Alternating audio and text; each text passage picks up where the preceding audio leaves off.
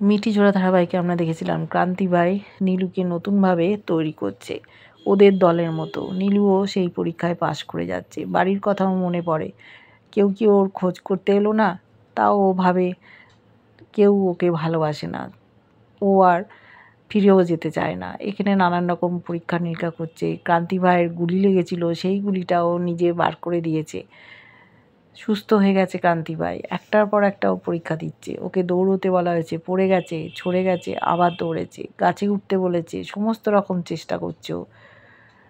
ডাকাতি করছে এরা, সেখানেও ও সহযোগিতা করছে। এইভাবে ওদের একজন হয়ে উঠছে। ওদিকে সার্থকের জন্মদিনে পরিবারের লোকেরা এক হয়েছে। স্রোত আর সার্থকের মধ্যে আস্তে আস্তে যে মনোমালিন্য ছিল ভেঙে যাচ্ছে।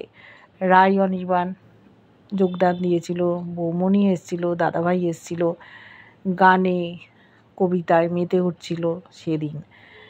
স্রোত আর সার্থক নিজের ইগো ভেঙে একে অপরের কাছাকাছি এসছে, ওদের মধ্যে দূরত্ব ঘুচে গেছে। ওদিকে রায় অনির্বাণও নিজেদের মধ্যে সময় কাটাচ্ছে, কবে ওদের বাচ্চাটা পৃথিবীতে আসবে সেই আশায়।